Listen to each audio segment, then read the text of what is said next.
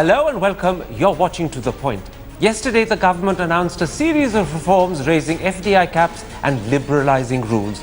Though widely welcomed, yesterday's announcement has raised two questions. First, was this damage control in the wake of Raghuram Rajan's announcement he wasn't available for a second term as governor of the RBI? And secondly, has the government done enough to attract substantially increased inflows of FDI in defence, aviation and retail trade? But there's also a further question that you could ask. Can the government handle the opposition from its own allies like the Swadeshi Jagran Manch and the Bharatiya Mazdoor Sangh?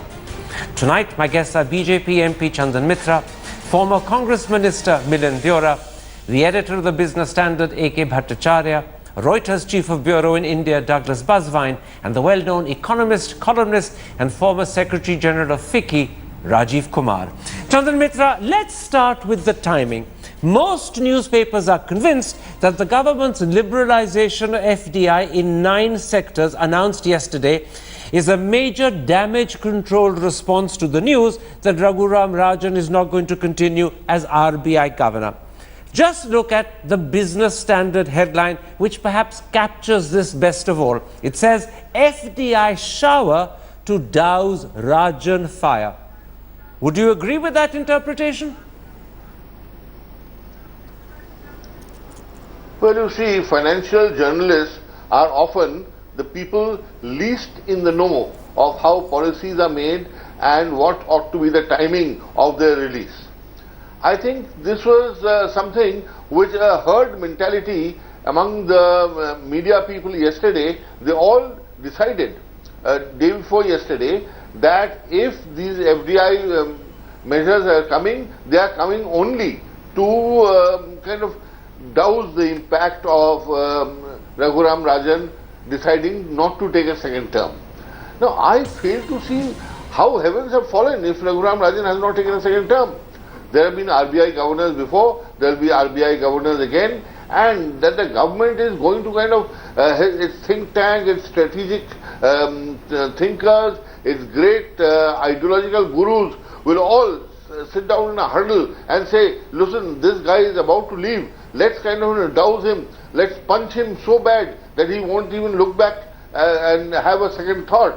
I'm sorry, this is not how the way in which governments function. I think it's absolute ignorance on the part of those sections of the media which have been propping up his case and are upset that he has decided to call it quits. Milind Deora, speaking for your party, the Congress party, Jairam Ramesh said this is a panic reaction. But is that a fair comment? Surely this sort of sweeping set of changes across 9 sectors can't be conjured up in just 24 hours. And secondly, clearly Nirmala Sitharaman had a good point when she said that these were proposals the government was working on for a while. It's just a coincidence that they were announced the day after or 24 hours after Mr. Rajan made clear he was going away.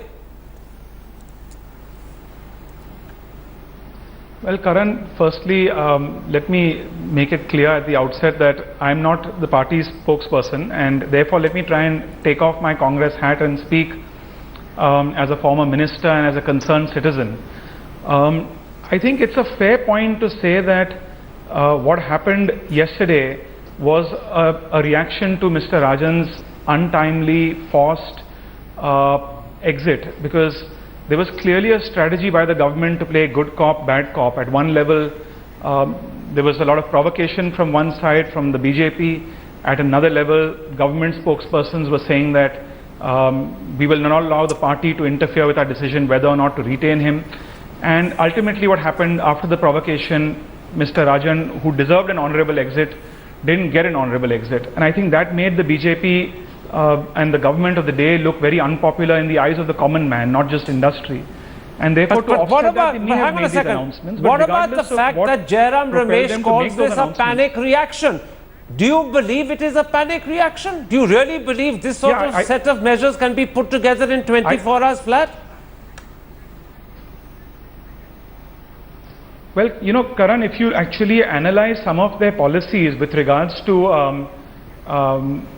their proposal to allow single brand retail, their aviation policy, they're not very thought through policies, in the sense, in aviation for instance, they say that a foreign airline can own 49% in India where they don't have a controlling share, and 51% can be owned by private equity players who are don't have operational businesses. In effect, what that means is Vistara, which is owned partly by the Tatas and Singapore Airlines, Singapore can increase its stake up to 49%, 51 can be owned by other Singapore funds.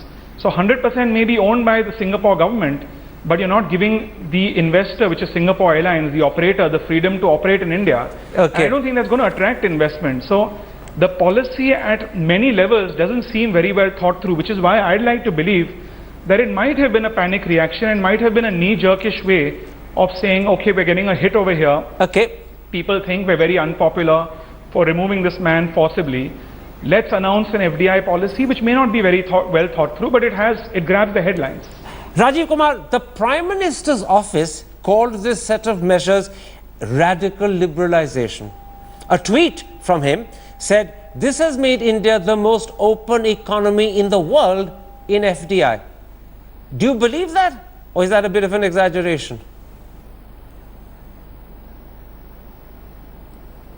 Well, it is a bit of an exaggeration, surely, because the economy is like the US or those in the European Union, or I dare say even China, are even now, despite all of these measures, are equally, if not more open than India. And there are certain sectors in the services sectors, which are still closed. And my favorite, the multi-brand retail, which is a law at the moment that that the FDI is allowed. The government doesn't encourage FDI to come in there. But for me, the big news is that the fear of the foreigner, this ghost which has haunted us since East India Company came and set up its factory in Surat, has finally been sort of exercised, out of the BJP's mind, and that's a big move.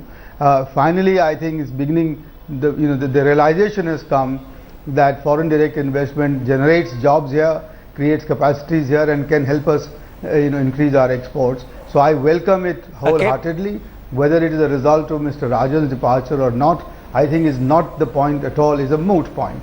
It doesn't matter whether it's come after his departure or before his departure. The fact it has come, I think, is a very good, is a very welcome move on the part of the government. Douglas Basvine, this is a major decision that is really aimed at foreign investors and the outside world. How has it been received in cities like London and New York? Has it begun to change or at least influence the way India is viewed as an investment destination, or is it too early to tell? Well, I think it's too early to tell, but I think this is part of a series of decisions. It's a continuum. The one that is most striking, I think, for me, is the single brand retail. We remember that Apple CEO Tim Cook was in India recently. He's been looking for an opportunity to open Apple stores, sales a week in China, sales a week in the US. It's evident that the steps being taken on the single brand retail are suitable for Apple to go ahead. I think that's less clear if you look at aviation, civil aviation. That's already been discussed briefly by another guest. But also in defence, the moves are symbolic, they're semantic. The change has gone from state-of-the-art technology to modern technology, if you want to go through the government route to total control of your business. We've got on the record statements from Western defence contractors welcoming this announcement, but when you speak to these people off the record, they shrug. They say we're still trying to find out what this really means for us. Which is very interesting, because what you're saying is don't go by the statements you read in the press, because those are just being said for public consumption. The truth is they're still trying to work out what this means, whether it's advantageous or whether, as you said yourself, it's just semantics. Have I understood that correctly, Douglas? Well, I think so. In part, I think there are some substantial announcements there, but it's not a complete package. And coming back to the Rexit, Raghuram Rajan's decision to withdraw from contention, clearly this amounts to an exercise in seeking to regain control of the economic narrative, to tell the outside world that yes, we are a reformist government, yes, we welcome outside investment, but I think some of those announcements were perhaps more ready than others, and the timing is clearly driven by the political cut and thrust here, but certainly it's an important statement, and as I say, an attempt to regain control of the discussion here. Sadly, we seem to have lost the line at this moment to the editor of the Business Standard, A.K. Bhattacharya. I very much wanted him to come in because it was his paper that in fact made the point when he said that no one can beat Narendra Modi on timing. But we'll have to leave that for later. Let's look now, Chandan, at we've got Mr. Bhattacharya. Mr. Bhattacharya, you've come at precisely the right moment. I was quoting from your paper's front page today, which says no one can beat Prime Minister Narendra Modi when it comes to timing. But even if all of this is a response to the RBI governor's impending departure, does it suggest panic, which is what Jairam Ramesh said and which is what, in a sense, Milan Deora supported? Or is it an astute way of fast forwarding something the government always intended to do so as to strike the right note at the right time? Which of the two? No, there are two things. One is what you were saying and its reaction. Other is how things are inspired. I think the two are slightly different. What is certainly happening? No, I'm afraid we don't have the audio to Mr. Bhattacharya. Unfortunately, we will not be able to get that answer. All right, gentlemen, let's come to the specifics to see whether actually they will bring in the sort and quantum of FDI the government's looking for. First, Chandan, on the 29th of April, that's not even 2 months ago, the Defence Minister revealed in Parliament that permitting FDI in defence up to 49% had only brought in 1.12 crore. That's roughly $167,000 full stop. That figure is so small, it's actually laughable. So can you deny that the decision to permit FDI up to 100% is clearly a response to the fact that the earlier opening simply didn't entice anyone at all? Well, nobody surely expected that minor amount of opening that was given earlier to really allow foreign investment to come in. Now, foreign investment, when it comes in FDI, we have seen from our own experience itself that unless there is something substantial that is given. Now, take insurance as an example. I mean, the bill that can I stop you there? Passed and Chandan, can I stop you there? Because actually even the insurance figures, as I will reveal in a moment's time, are pitiful.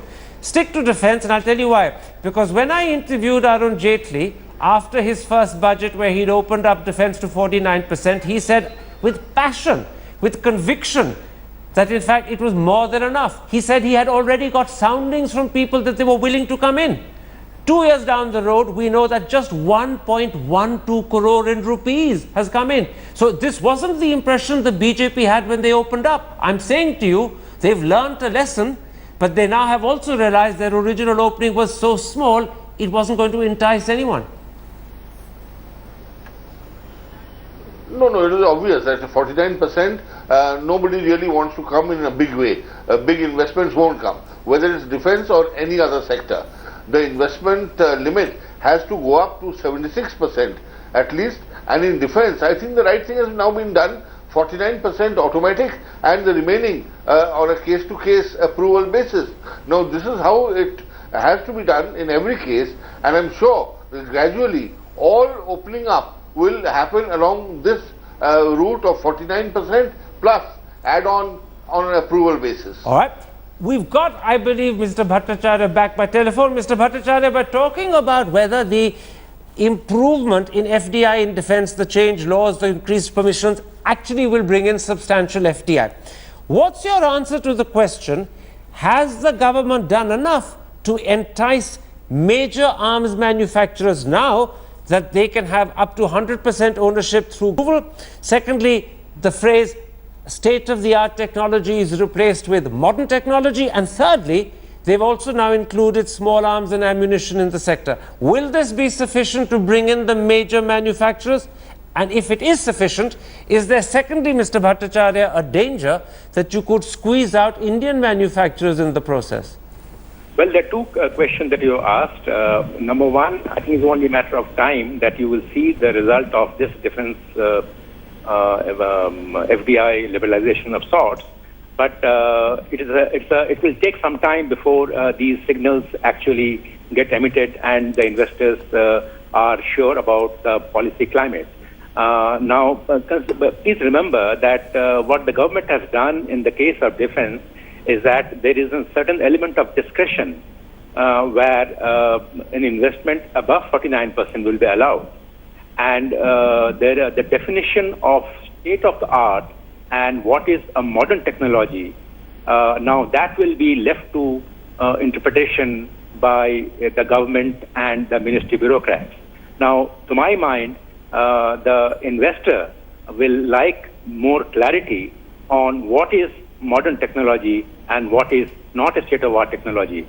So I think the government would have done much better if it had clarified the rules with greater certainty and the policies were not made subject to discretion or interpretation by the civil servants. Okay. I think a rule-based policy would have been much better to have attracted greater foreign investment. Now, Milind, A.K. Antony, your former defense minister and speaking for your party, has gone on record to say, and I'm quoting him, allowing 100% FDI in the defense sector means India's defense sector is thrown mostly into the hands of NATO American defense manufacturers. Even if that theoretical fear is actually a genuine fear, isn't it a lot better than importing 70% of your equipment and being the world's biggest importer of defense equipment? At least now, if the equipment is made in India, jobs will be created in India and Indians will have livelihood. Karan, I don't think when Mr. Antony made that comment, I think he was talking about a larger issue of when you're allowing FDI in defense, for instance, it requires public consultations, political consultations. Mr. Antony, who served in UPA, obviously UPA was pro-encouraging foreign direct investment in defense. We took what George Fernandez left behind in NDA 1 forward. But I do agree with Mr. Bhattacharya's comment that just changing the word from state-of-the-art to modern will ultimately be left to a bureaucrat in the Ministry of Defense in New Delhi to interpret what is modern and what is state-of-the-art and whether they should be permitted to have 100% FDI or not. And it would have helped in a sector where successive governments have tried to reform and liberalize the sector, but have failed in doing so. It would have helped to give much more clarity to investors, foreign investors. But my major concern, Karan, moving away even from defense and aviation, is really what they've done with single brand retail, as Mr. Kumar spoke about and you spoke about when Tim Cook had visited India and they wanted Apple stores to come to India. We're all fans of Apple stores. I personally love Apple stores and love visiting them whenever I travel overseas. But there's a serious concern where once again you have defined cutting edge technologies as a criteria and left it to the discretion of a bureaucrat in the government to decide what is a cutting edge technology which should be permitted for single brand FDI. For instance, I was former MOS of telecom and IT, and when I was minister, we actually embarked on a policy to encourage domestic manufacturing in India, electronics clusters, because we're all aware of the figures that in 2020, its import bill for electronics will far exceed its import bill for oil. But today you've removed the local sourcing, making it mandatory. And I'm just concerned that what if tomorrow a Chinese unbranded handset manufacturer, under the aegis of calling itself cutting edge innovation, wrongly interpreted by a bureaucrat, will be allowed to set up a fully owned retail store here with no manufacturing in India. In effect, once again, the Indian consumer is subsidizing the economies of China and Taiwan. Okay. And what it's really doing is making this government's Make in India plan go for a toss. Okay, I accept that you're coming up with a theoretical example whereby the permissions that are given can be abused. Let me go to Rajiv Kumar with the opposite, but still connected to retail. And the opposite is this. The government hopes, Rajiv Kumar, that the changes they are bringing about in single brand retailing, where local sourcing has been waived for 3 years and thereafter relaxed for the next 5, will be sufficient to allow state-of-the-art technology companies to actually set up in India. But the problem is this, the earlier rule arguably was better, because under the earlier rule, actually, local sourcing could have been waived altogether for state-of-the-art technologies. Now, at best, it can be waived for 3 years and reduced or relaxed for the next 5. So here, you could actually argue the law or the rule has been toughened, not relaxed. This is more off-putting than what used to be the situation. Well, I'm completely unclear on this single brand liberalization thing, because I thought it was already there, and it was under this and under that law that companies like IKEA were already negotiating and had taken the negotiations very far to establish their stores, etc. And so I don't see why this single brand thing is being touted as a big liberalization. I don't think it is, and as I said in my earlier intervention, I would have much preferred that the multi-brand retail, the FDI and multi-brand retail, where India is being left behind and which is going to be a major constraint on the expansion of our trade sector and on employment, that should have been tackled and that should have been addressed right away here. Now my other big concern, and you've raised this issue with others, is that all of this, the proof of the pudding will be in the eating, and that will not happen until we improve a lot of other allied conditions. For example, the whole taxation regime is frightening away the foreign investors, and we have heard nothing about it. So while all this is very well, and as I said, I welcomed it, there are a number of other things like the ease of doing business, the retrospective taxation, which drove Nokia away, which is producing close to 500 million handsets in their plant near Chennai. All of that needs to be tackled, and the government must now step on the pedal to do that, because the investment sentiment is not yet positive, whether it is for domestic investors or is it for foreign investors. So so this sort of band-aid kind of approach towards liberalization will, I'm afraid, not work at all. And therefore, while welcoming this as I did, I must say that this is probably one of the few necessary conditions, but the sufficient conditions have to be put in place. Otherwise, we'll come a cropper, and then again 2 years down the road, we'll have to take some other steps because we'll again realize that this has not done what we had wanted it to do. Douglas Buswine, you've heard from Milind Deora that there is so much discretion left in the interpretation of those terms, modern technology versus state-of-the-art. And secondly, it's left to bureaucrats who individually will come up with different interpretations from each other. That is one area of concern for foreign investors. The second is the one I pointed to about retail single brand, where in fact the local sourcing norms, if you argue the way I did, have been toughened rather than relaxed. Now, will all of that, when it's understood, actually put people off? Well, I think it's evident that the concerns about bureaucratic discretion are front and centre.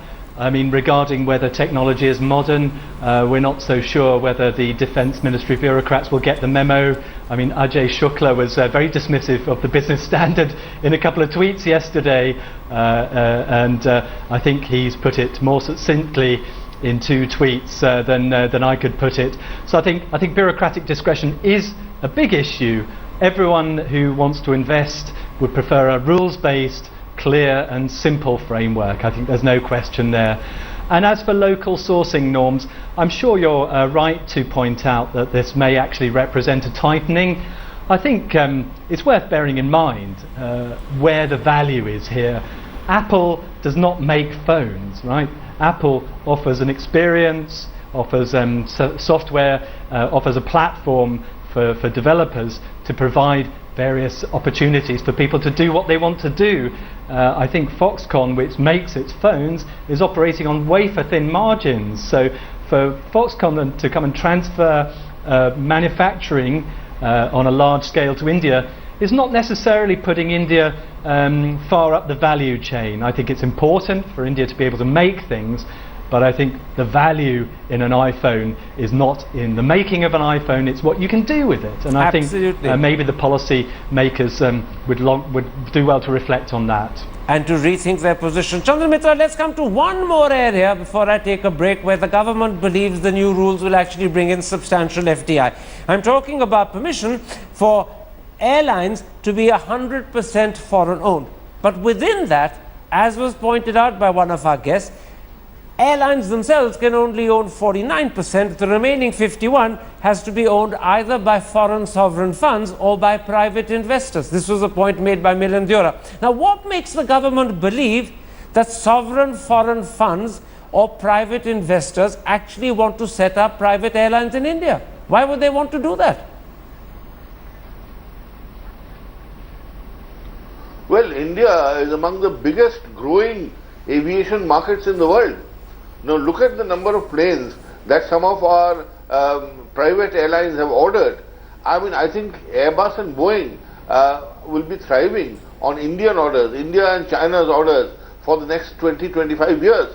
So there is no doubt that aviation is growing at a massive pace, and every airline, Indian and foreign, would like to take maximum advantage of this growth. So it's obvious that they will come and they will make investments in Indian existing airlines or in setting up newer ones, and for which the rules have been eased. Okay. This is definitely going to lead to more employment to be generated. I don't think there's any doubt in this area at all. Well, let me put that to Mr. Bhattacharya. Chandran Mitra says the answer is obvious. He says there's no doubt that this will entice people. But let's take the example of Vistara, which is already 49% owned by Singapore Airlines, or if you want Air Asia India, which is already 49% owned by its Malaysian parent. In both cases, the 51% that remains is owned by the Tatars. How will the changes the government announced yesterday make things easier or better for these two airlines? Well, there are two things that are likely to happen. One, it will give an option to the domestic investor for an exit. I mean, a domestic investor like the Tatars can actually consider exiting or offloading some of its stake in favor of the sovereign wealth fund or some other investor. Now, the second question that will arise from the civil aviation FDI norm liberalization, so to say, is that who will be that sovereign wealth fund? Take the case of Vistara. Now, Vistara has got investment from the Singapore Airlines, and also the Singapore GIC. Can GIC invest and acquire stake in the Vistara? Now, there is no clarity on that, because GIC, after all, has got some relationship with Singapore International Airlines as well. So can GIC be considered a legitimate investor in Vistara? So I think all these issues need to be clarified, and the government has to come out with a clear set of rules so that the investor can get a clear signal on what the government's intentions are. Okay, gentlemen, let's take a break at that point. When I come back, I want to turn to what the government hasn't done. Areas where it could have, perhaps where it should have, relaxed the rules and opened up the country to FDI, but it didn't. Gentlemen, let's come to the areas where the government hasn't relaxed the rules and ask whether this was a mistake. Mr. Rajiv Kumar, let's first start with insurance. After the government permitted 49% FDI in insurance, the Finance Ministry's annual report for 2015-16 says that only $385 million have come into the insurance sector. Now, at the time when they opened it up to 49%, the government said they were expecting $2 billion in the first year alone. 2 years later, all we've got is $385 million, which is a fraction. So should the government have done more to invite FDI in insurance?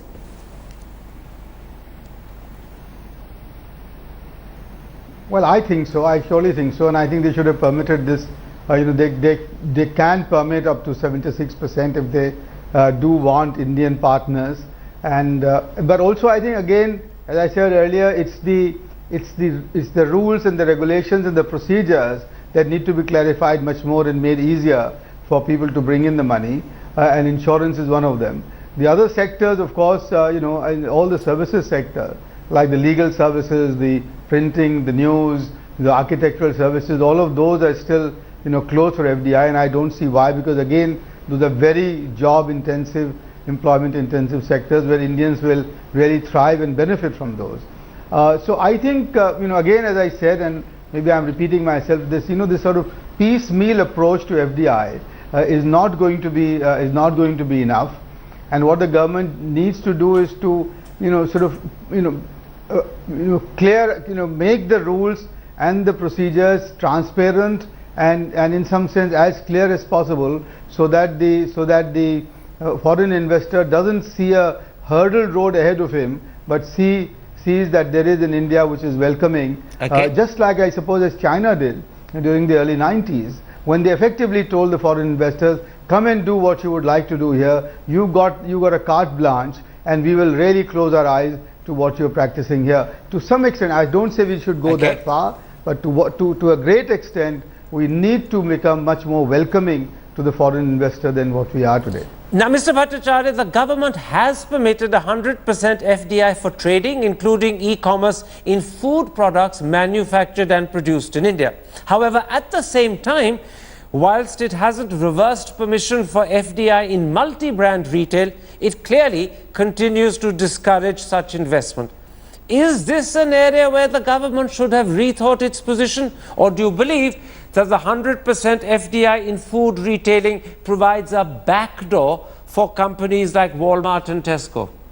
Well, it does make some progress on the issue of FDI in the retail sector, because food is a large chunk in the retail sector.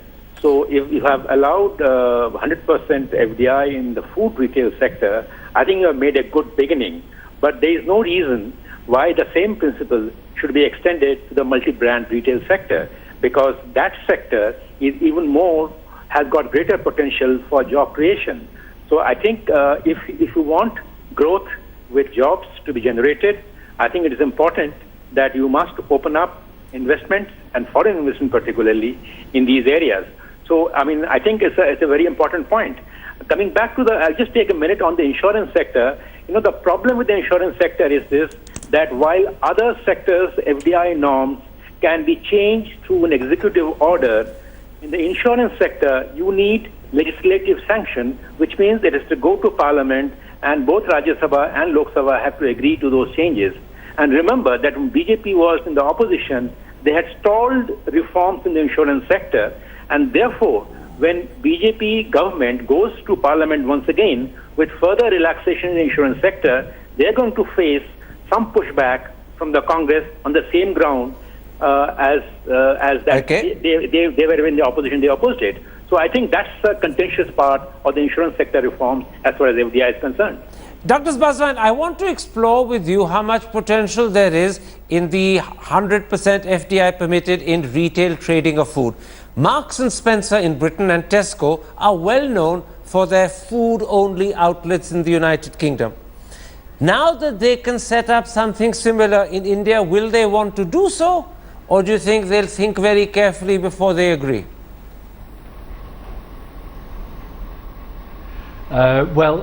The short answer is I'm not sure, but I would say that anything that allows a vertical integration from the farmer's field through to a store and allows a player to remain in control of that process, if that is indeed the intent of this reform, I think would be of interest and could be a sort of a stepping stone to the sort of more ambitious liberalisation of food retailing that may be possible over the longer term. So I think, yes, a vertical integration where control and value addition can be captured by an international player with high standards, I think would be an interesting investment and to the benefit of the consumer. I think sometimes I wonder where the consumer comes in this whole discussion. Surely a more efficient retail sector would benefit the consumer in India, who is coming up pretty short, I think, nowadays, especially in the urban areas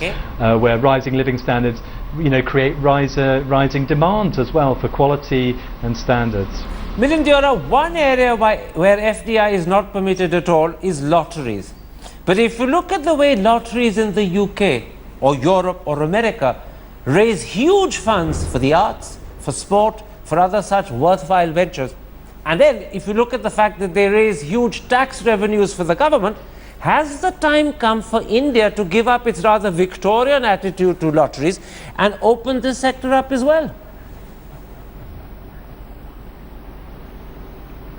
You're asking me more of a political question than an economic one, Karan, but it's actually more of a moral question than an economic one, I think at one actually. level, we as a country are talking about... That's true. But we as a country at some level, while we're talking about liberalizing the economy, allowing more foreign participation in different sectors, at the same time, some states in our country are banning alcohol consumption. So I'm not sure which side of the moral compass we're on. But if I can take the discussion a little away from FDI and go back to the last 2 points that Rajiv Kumar had made before the break and right after the break, I think, Karan, for a government that has a majority in the Lok Sabha, the first time in 3 decades of India's history, I think what they announced yesterday was too little, too late. Frankly, beyond just, tinkering with FDI limits from 49% to 74%, 100%, terms which can be interpreted rightly or wrongly by bureaucrats, Mr. Kumar is absolutely right. What about big ticket reforms that this country needs? Ease of doing business, making our taxation system less adversarial than it is today. It's become far more adversarial than it ever was. You see, at least in Mumbai and South Mumbai where I reside, you meet so many businessmen, small families where one family member is leaving India, becoming an NRI. What about disinvestment, for instance? We haven't talked about disinvestment at all. The Prime Minister in his election speeches would always talk about minimum government, maximum governance. For someone like me, as a politician and a lay person as well, I misunderstood that to mean he will make government smaller. But there's been no sign or no push towards disinvestment, towards moving the government out of businesses that it has no right to be in. We still continue to invest, the government continues to invest in companies which are in the consumer space, where they are failing to compete with the private sector. So I think those are the larger reforms that India really needs, ease of doing business. Because ultimately, if we give Indian entrepreneurs, Indian industrialists confidence to invest domestic capital here, they in turn will go out and market India, the India story abroad and bring in foreign capital. But if we do it the other way around, I don't think we're going to fix the problem. It's very interesting, Chandan Mitra. Milind Deora began by saying that what the government has done is too little, too late. Your allies, the Swadeshi Jagran Manch and the Bharatiya Mazdoor Sangh, are actually saying the opposite. They're saying you've done too much and you've done it too fast. Let me quote the Swadeshi Jagran Manch. This is what they said about yesterday's reforms. It's aimed at snatching away jobs from Indian people. It will sound the death knell for local businessmen. That was the Swadeshi Jagran Manch. Let me now quote to you the Bharatiya Mazdoor Sangh. It's not appropriate to open sectors like defense and civil aviation for FDI. Now, these are close allies. They are part of your ideological family. How will you overcome their opposition, or might you buckle under it?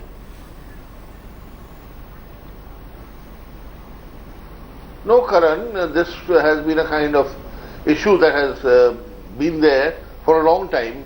Even when Mr. Atal Bihari Vajpayee was the Prime Minister, and there were some conflicts with the Swadeshi Jagran Manch and the Bharatiya Mazdoor Sangh over policy matters.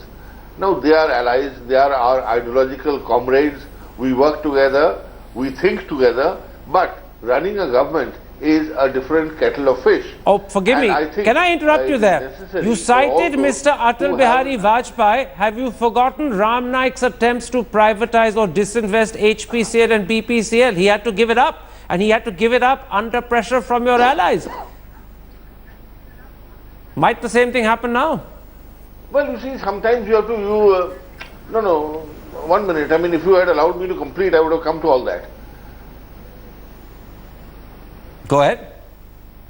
The thing is that, you have to sometimes make a few compromises. You win some, you lose some. Certain places you may have to retreat, some places you make a progress, but we have to take them along. The BMS and the Swadeshi Jagran Manch are part of our ideological family. We cannot abandon them and join hands with the crony capitalists whom the Congress party has been promoting all these years.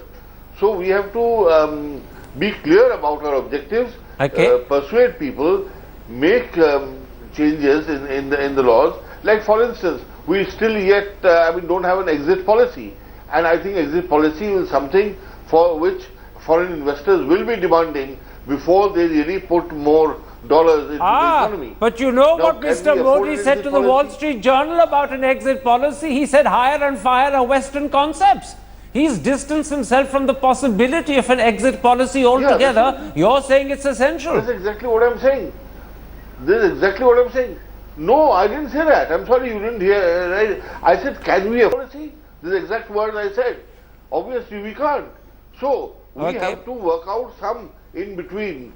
The foreigners are going to demand something like an exit policy. We can't give them an exit policy. So what do we work out in between? Now these things take time. India's unique situation must be accepted and realized, and we'll work along. I don't think in other words, India's unique situation must be accepted. The world will have to make compromises to come to India. We won't make compromises to attract the world. Rajiv Kumar, will that work with the world? After all, it's their money that we want. We're not offering them money. So do we say to them, we're a unique country, you make the compromises to come to us, we won't make any compromises to attract you. Will that work with the world when we want their money? Rajiv Kumar? I'm afraid, yes. I'm afraid this business of India being so generous is taken too far, it's gone on for too long.